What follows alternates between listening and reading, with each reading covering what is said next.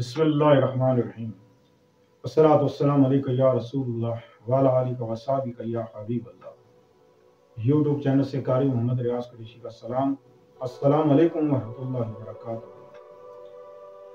آج کل رزق کی تنگی اور رزق میں برکت نہیں، کاروبار نہیں، بزنس نہیں۔ جو لوگ کاروبار کرنا چاہتے ہیں، اپنا بزنس کرنا چاہتے ہیں یا کوئی دکان کھولنا چاہتے ہیں یا اپنے کاروبار کو بڑھانا چاہتے ہیں کہ ہمارا بزنس بڑھ جائے، تو اس کے لیے بہت ہی خوبصورت اور نایاب چیز جو آپ کی خدمت میں لے کر آیا ہوں۔ قبل اس کے کہ آپ وظیفہ سنیں، پہلے چند اہم بات۔ اللہ پاک رزق کا مالک اللہ ہے۔ اللہ کے علاوہ کوئی رزق نہیں دے سکتا۔ اللہ کا وعدہ ہے کہ میں تمہیں رزق دوں گا۔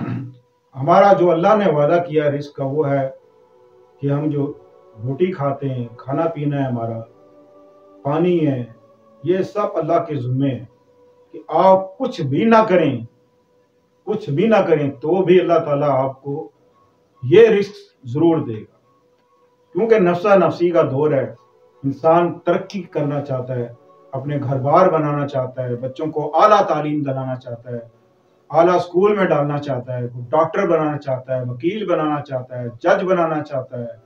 تو اس کے لیے جد و جہد کرنی پڑتی ہے، محنت کرنی پڑتی ہے۔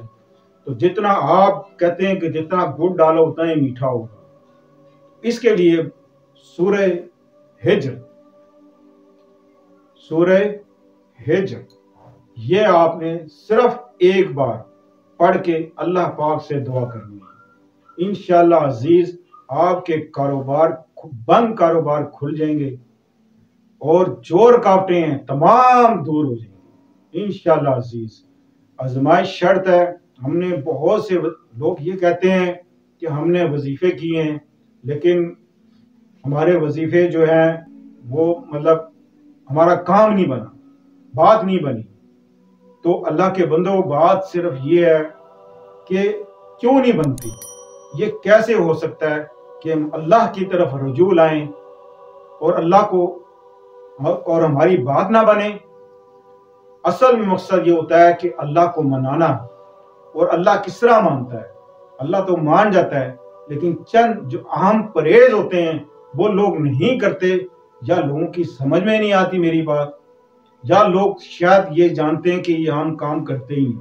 ایک غیبت، ایک جھوٹ، یہ دو ایسی چیزیں ہیں جو آپ کے وظیفوں کو برباد کر دیتی ہیں۔ جھوٹ بولنے والے پر اللہ کی لعنت، غیبت کرنے والے پر اللہ کی لعنت۔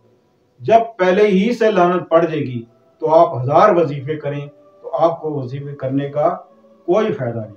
لہذا اس کا جو پرہیز ہے وہ یہی ہے کہ آپ جھوٹ مت بولیں، غیبت مت کریں، اپنی زبان کو پاک صاف رکھیں، رزق کے حلال اللہ سے طلب کریں، خیر والا رزق اللہ سے طلب کریں کہ جس میں آپ کی خیر ہو، آپ کے بچوں کی خیر ہو۔